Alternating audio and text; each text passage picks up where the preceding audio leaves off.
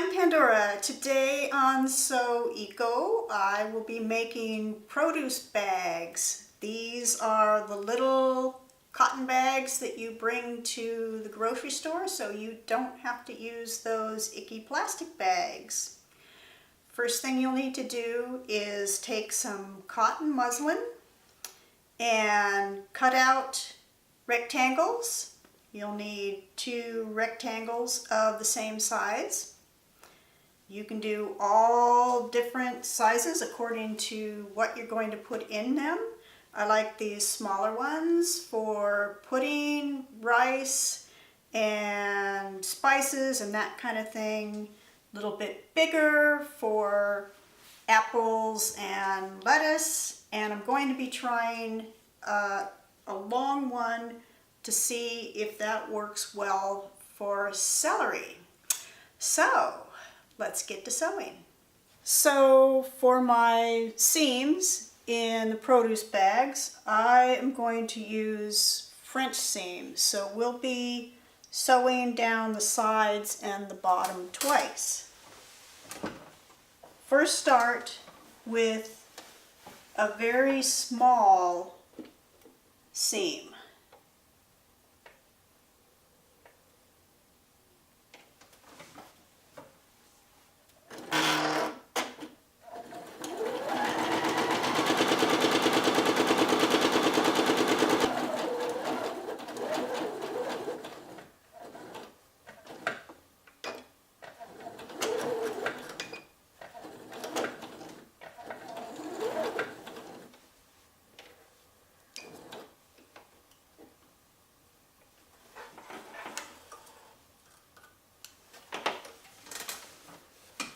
So now that we've sewn that all the way around, we will flip it open and sew one more time.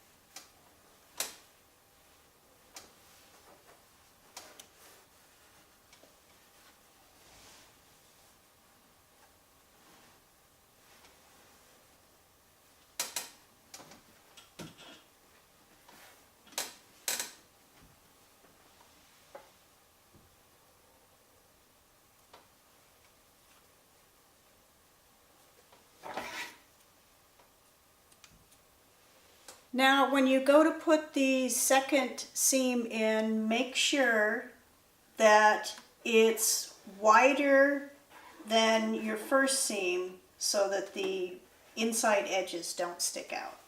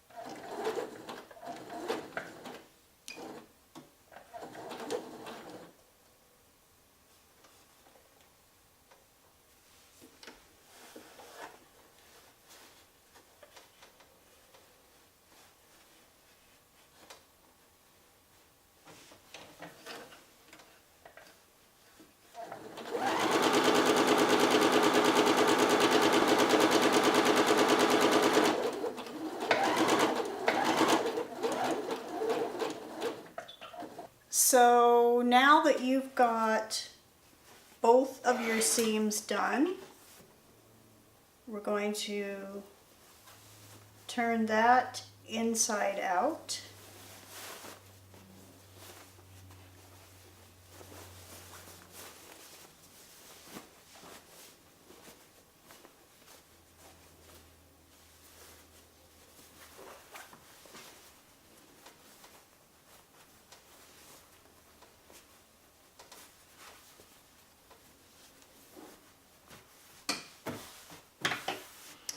And then this is going to be the outside of your bag. That way you don't have these kind of loose, frayed. If you do a single seam, it'll end up loose and frayed. This keeps it nice and neat and tidy on the inside.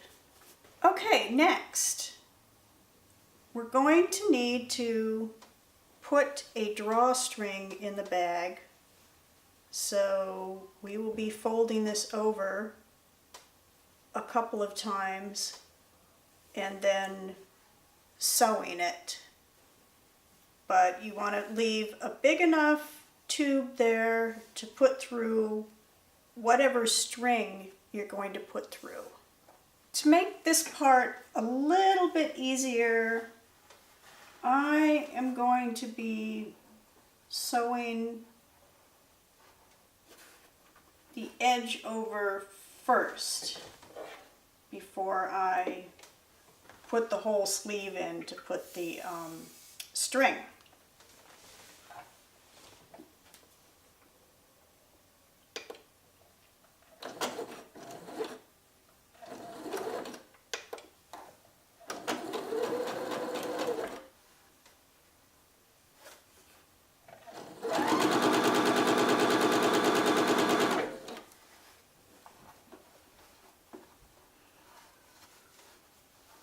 You can just fold these seams to one side or the other, it won't really matter.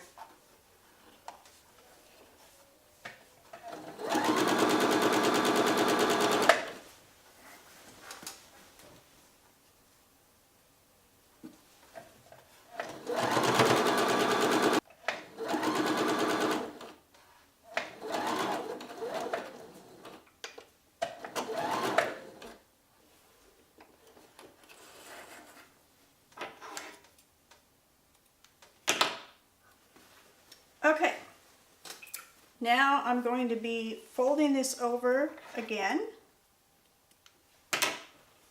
leaving enough room so that I can feed my string through.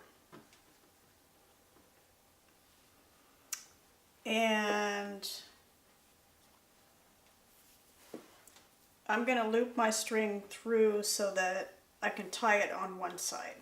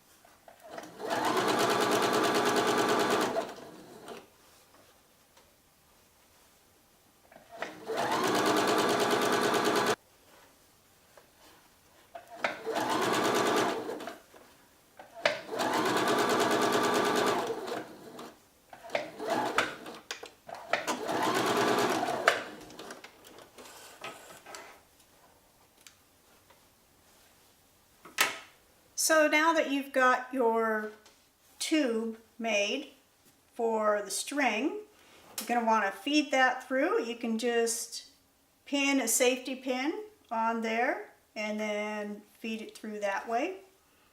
I like to use these special tools. I have smaller, thinner one and this big, thick one. I think I'm going to try the big one for this, see how that works.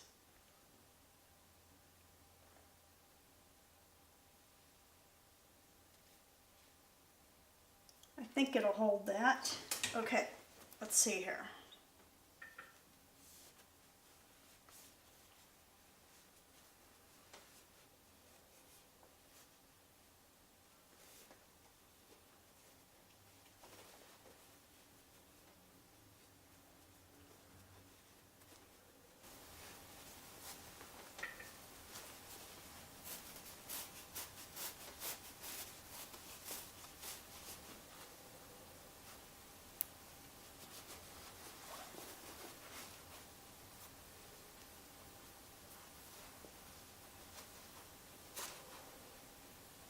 There we go. Now, just need to feed that through so it's even.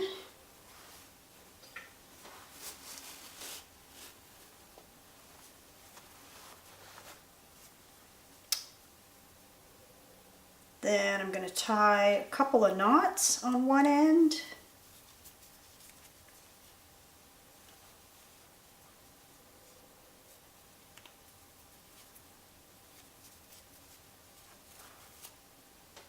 Probably only need one on that. And there we have it. You can actually use the bag this way, which might prevent the inside from collecting junk when you're using it with your produce, or you can use it this way.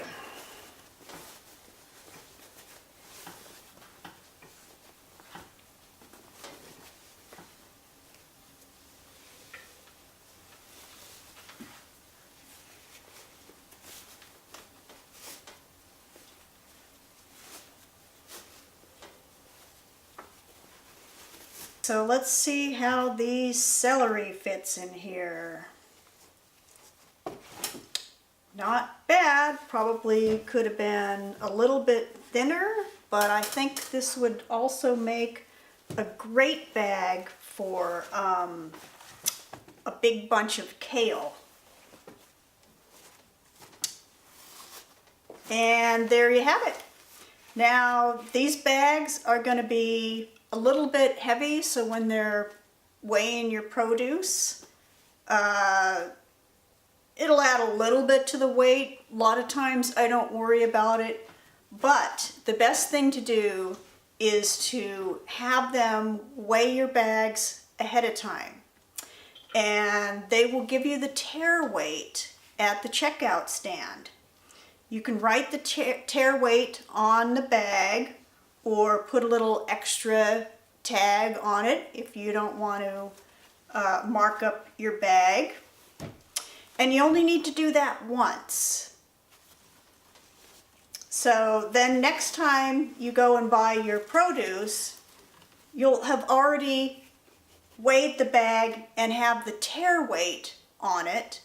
Then when you get to the checkout, you just say, the tare weight is this. Now, sometimes they're going to reweigh the bag, but most of the time they just, they take your word for it. They can kind of judge, because they've done tare weights a lot, if that's actually the tare weight for the bag or not. So, neato. I'm going to make these in a whole bunch of sizes and then go out to the store and try out my new veggie bags.